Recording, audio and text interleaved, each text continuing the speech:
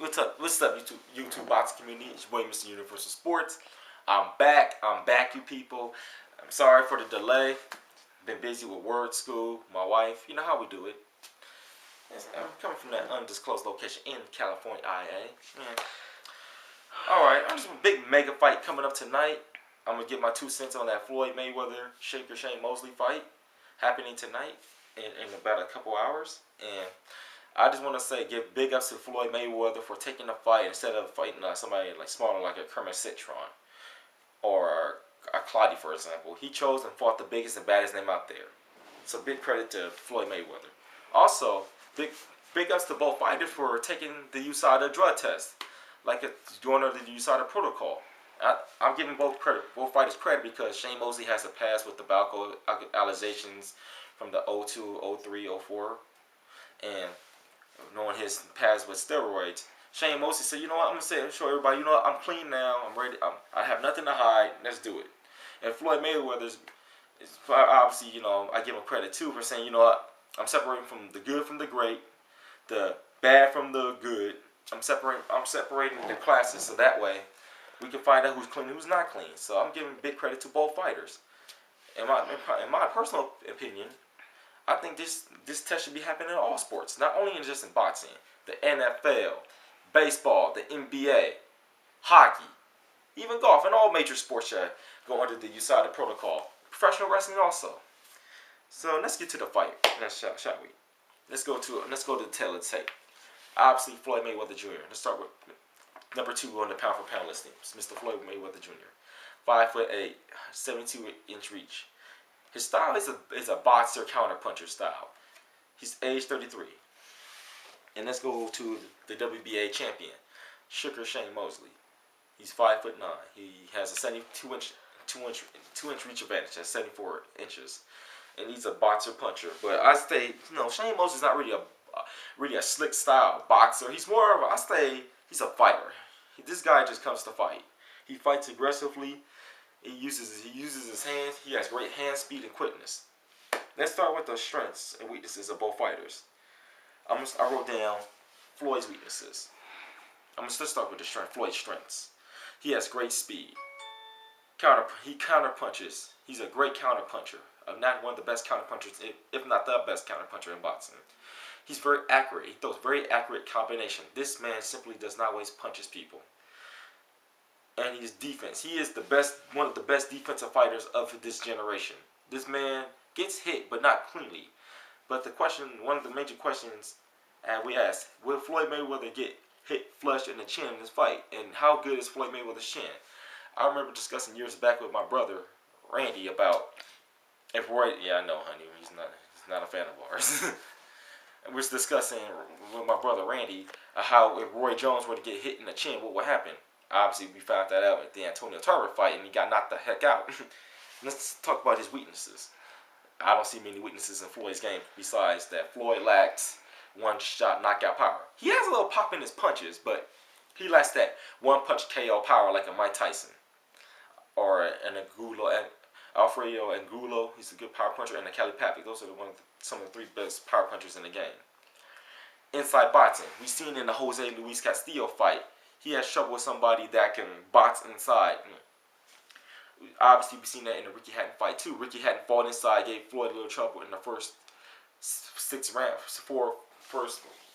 rounds until Floyd was able to figure his style out, use his counter punching, use boxing, use his technique to win in both of those fights. In one of the fights where the inside fights took place in the first Jose Luis Castillo fight, Jose Luis Castillo used his superior strength to cut the ring off and had back Floyd in the corner, used his strength to impose his will on Floyd. So Floyd has trouble with that style of fight, but he's used to people fighting on the inside, trying to fight dirty with him. And once he adapts, later on the fight makes the adjustments, Floyd's able to win out, even though in the Jose Luis Castillo, I thought Jose Luis Castillo won. And the last and not least, this man seems to be a little bit more overconfident than usual when coming in this fight. I remember when he fought Marquez, he wasn't that confident. He was talking trash, but not really that much trash. This fight, this man is talking mad trash. Talking about Shane Mosley's Jerry Curl, talking about how he's old. and he has a nose job and stuff. So obviously, I'm afraid for Floyd. He may come in a little overconfident. Now let's talk about Shane Mosley's Shane Mosley's strengths and weaknesses. Let's start with the strengths. Very fast. This man is like Speedy Gonzalez, very fast. Personally, I think he's a hair slower than come fight time. He's just a hair slower than Floyd and Pacquiao. Those are the two fastest men in boxing. He throws accurate punches too. Shane Mosley, but sometimes he tends to be a little wild with his punches, and I see Floyd countering over the top with a straight hand right if Shane comes in a little too wide with his shots. Shane Mosley throws a lot of punches, and like I said, like I brought out, he throws a little wide at times, and Floyd may be able to counter that. And last but not least, this man is one of the best finishers in boxing. Get this man in the 10th, 11th, and 12th rounds. Those are what we call the championship rounds. This guy knows how to close out a fight like nobody else. This guy simply turns on the gas in the 10th, 11th, and 12th round. So he is one of the best finishers. Now let's talk about his weaknesses. It seems like I noticed this when he fought Vernon Forrest and Winky Wright. When this plan A doesn't work, obviously he doesn't have a plan B or C, and once they figure what Shane's going to do, and Shane like, oh crap, Shane just does the same thing in the ring, and these guys, the other opponents, once they're able to adjust to his style, they're able to figure Shane out, then resulting in both losses. So Shane Mosley doesn't have a plan B or C. Obviously, slick boxers give him trouble. In the three guys he lost to, which was Vernon Forrest, RIP, twice. Who's the other guy? Winky Wright, twice. He lost to Winky Wright twice. Even though his second fight he did better, he still got outboxed. And he lost to Miguel Cotto. Even when he got outboxed down the stretch. Personally, it was a closer fight than the judges indicated. When I watched it the first time, I thought Cotto had lost the fight, but Cotto won the last two rounds, and I had to give it to Cotto. So Cotto was even Miguel Cotto was able to outbox him, and Cotto's not even known as a pure boxer. So Shane Mosley has problems with pure boxers, but two of the pure boxers that Shane Mosley lost to were bigger and stronger than him. Vernon Forrest being 6'1" and 147 pounds, and used his reach and jab to give Shane Mosley trouble, and Winky Wright, who was a natural 54 pounder, 160 pounder, and used his strength to outmuscle Shane Mosley. So the only fighter I see that was really like his size was Miguel Cotto. So also, if Floyd Mayweather has him on the ropes, he could be able to tee off him. That's another weakness I know about Shane Mosley. He fights weak on the ropes. So how I see this fight going out? It'll be like, I see it playing out like the Judah fight. I see this fight going out more like the Judah fight, where Mosley in the first 3-4 rounds may give him a little trouble with his strength and in his hand speed, because he may be able to match Floyd and time him with the speed. But once Floyd makes the adjustments in the 4th or 5th round, I see him winning this fight. Shane will have to really land something spectacular in the first 3-4 rounds to give Floyd Mayweather something to think about. So, styles make fights, and I think this is going to be Floyd's toughest fight ever.